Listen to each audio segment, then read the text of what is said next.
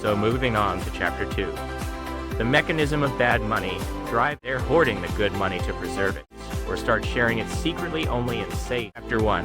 Opening your phone is just looking at a dumpster fire. Without good money in this world. Let's organize our thoughts for a sec. Both get paid the exact same salary. If you're clueless and don't know this.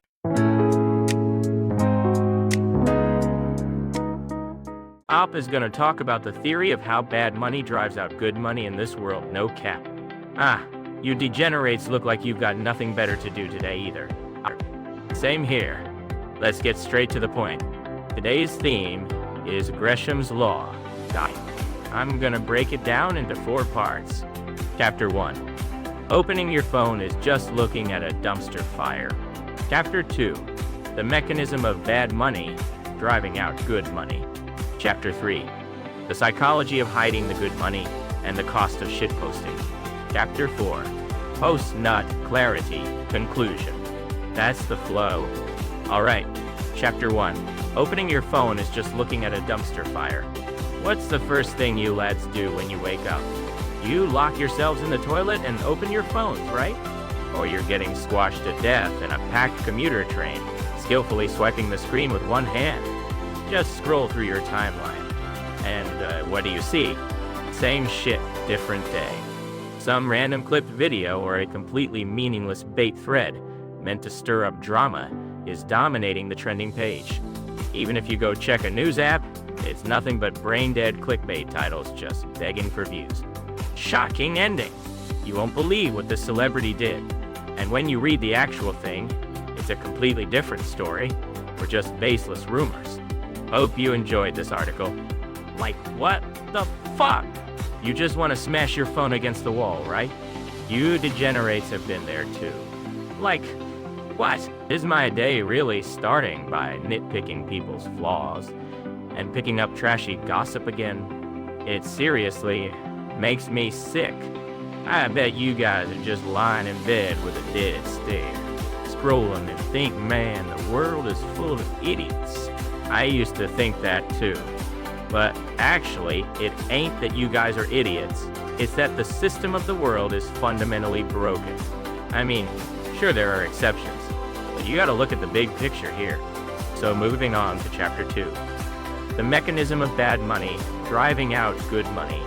This is where the real shit begins. To put it simply without the big words, in the world of economics, this is called Gresham's Law. You know that famous economist Chad named Schumpeter, right? That Chad mentioned it too. If you're clueless and don't know this, you're just gonna get milked dry. To dumb it down so even we can understand, it basically goes like this. Back in the day, when money was all metal coins.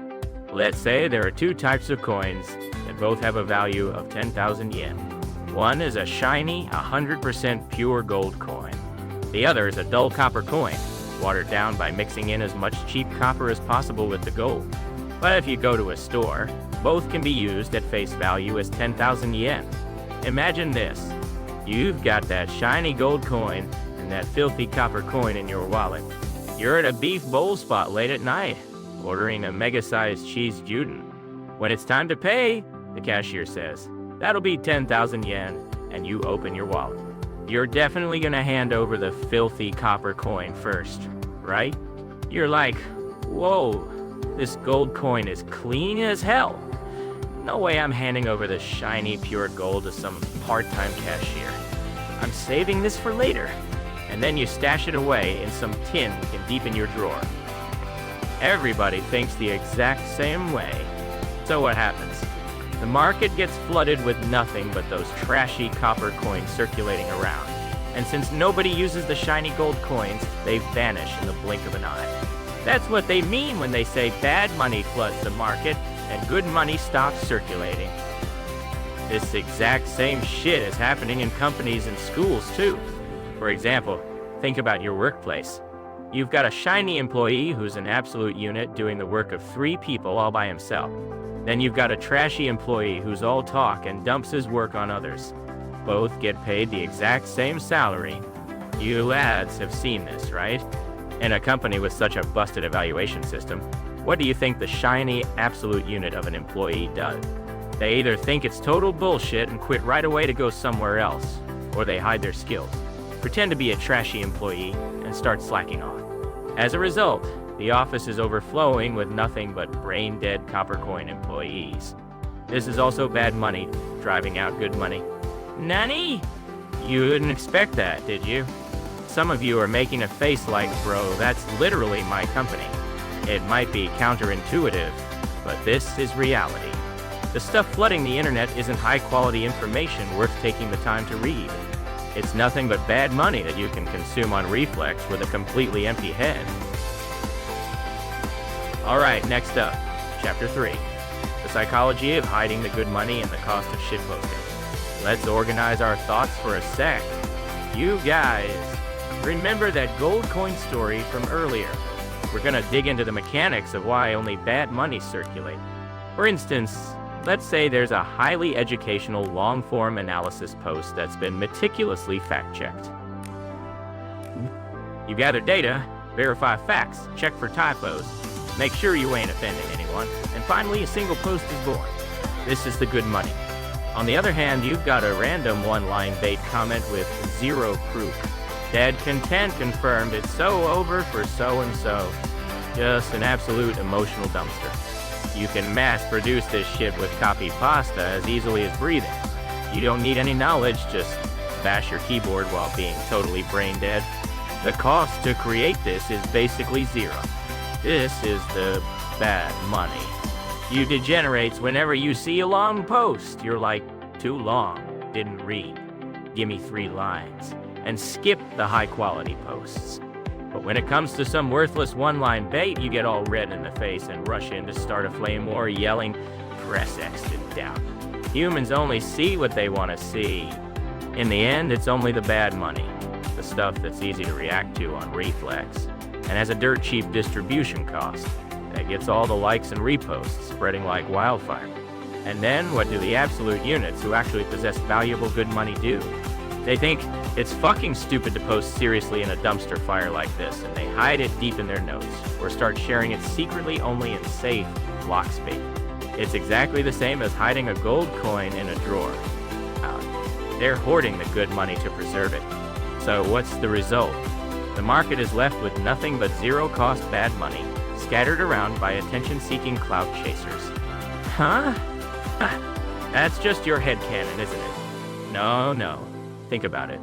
You guys hoard high-quality info and act like you're just lurkers, but you're out here spreading your shit to your reactions, laughing your ass off like you're somebody.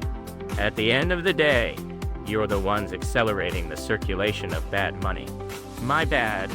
But look, making this about personal morals is just brain dead.